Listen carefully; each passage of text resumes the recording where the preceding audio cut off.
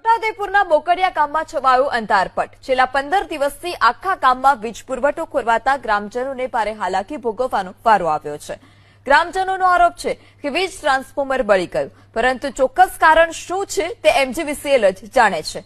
કારણ જે પણ હોય, પણ સ્થિતિ એવી છે કે વીજ પુરવઠો ખોરવાતા છેલ્લા 15 દિવસથી ગ્રામજનો દીવાના સહારે જીવન જીવવા મજબૂર બન્યા છે।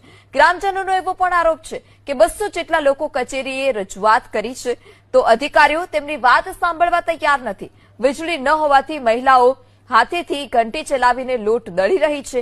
મોબાઈલ ચાર્જ કરવા માટે પણ ગ્રામજનો નજીકના મધ્યપ્રદેશના ગામડાઓમાં જઈ રહ્યા છે। એબીપી અસ્મિતાની ટીમ ગ્રામજનોની મુશ્કેલી અંગે જ્યારે એમજીવીસીએલના અધિકારીઓ પાસે પ્રતિક્રિયા લેવા પહોંચી, તો તેમણે પણ સરકારી જવાબ આપતા કહ્યું કે વીજ ટ્રાન્સફોર્મર બળી ગયું હોવાનો રિપોર્ટ મળ્યો છે, વારો આવશે ત્યારે કામગીરી કરીશું। પરંતુ સવાલ એ છે કે બોકડિયા ગામનો